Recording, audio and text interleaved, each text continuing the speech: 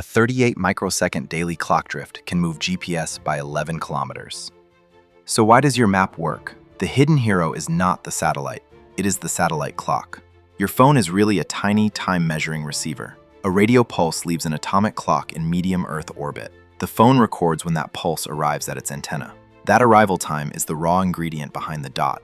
GPS satellites orbit about 20,200 kilometers above Earth. At that height, each satellite circles Earth in nearly half a sidereal day. The whole constellation was designed around 24 operational satellites. But the receiver does not need the whole constellation. It needs 4 satellites to solve position and clock error. 3 unknowns describe where the receiver is in space. The 4th unknown is how wrong the phone clock is. Light travels about 0.3 meters in 1 nanosecond. 10 nanoseconds of timing error becomes about 3 meters of range error. So GPS accuracy begins as clock accuracy. The obvious answer is that atomic clocks are simply precise enough. Spaceborne cesium clocks can hold stability near parts in 10 trillion. Rubidium clocks are often less stable in typical operational ranges. But precision alone is not enough when clocks disagree systematically. A moving clock does not tick like a resting clock. A higher clock does not tick like a lower clock. GPS satellites move at about 3.874 kilometers per second.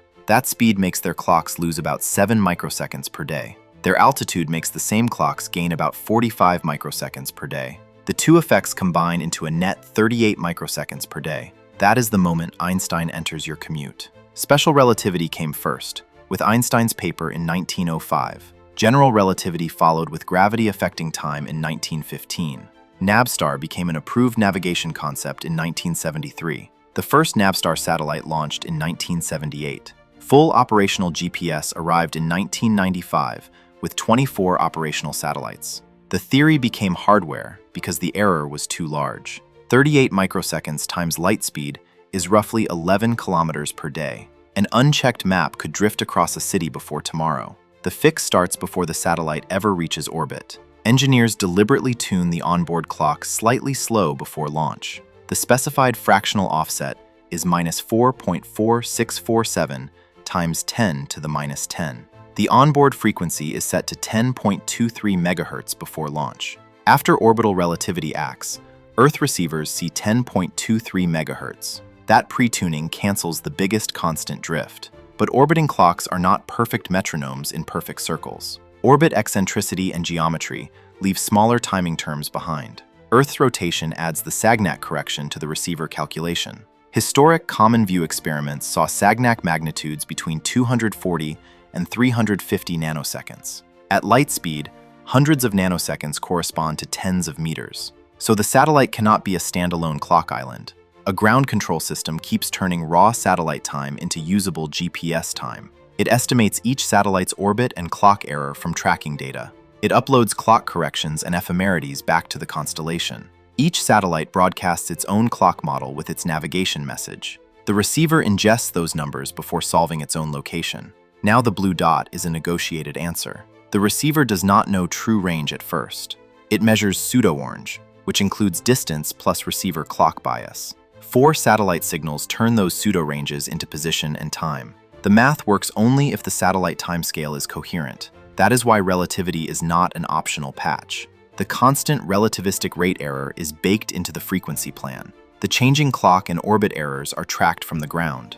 The geometry and rotation corrections are applied inside the receiver solution. Hardware, ground software, and receiver firmware all share the same timing problem. The reveal is that GPS is not mainly a map system. GPS is a distributed clock system wearing a navigation interface. Position is computed from time differences multiplied by light speed. 1 nanosecond matters because it is already about 30 centimeters. 38 microseconds matters because it is already about 11 kilometers per day. The factory offset is tiny because the multiplier is enormous.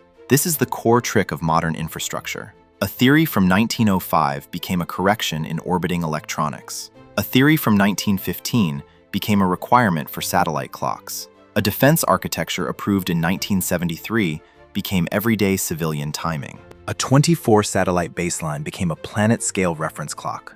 That scale changes how people behave around machines. Users tend to trust automated navigation outputs and stop cross-checking. The timing errors are invisible until a visible location failure appears. The blue dot feels simple because the system absorbs the complexity. Ground control, satellite clocks, and receiver software hide the physics together. That is the larger lesson behind GPS. Systems fail when tiny invisible errors meet huge multipliers. Systems work when those errors are measured before users notice. Einstein did not make your phone smarter. Einstein gave engineers the clock error they had to remove. Your map works because the universe is corrected before it reaches you.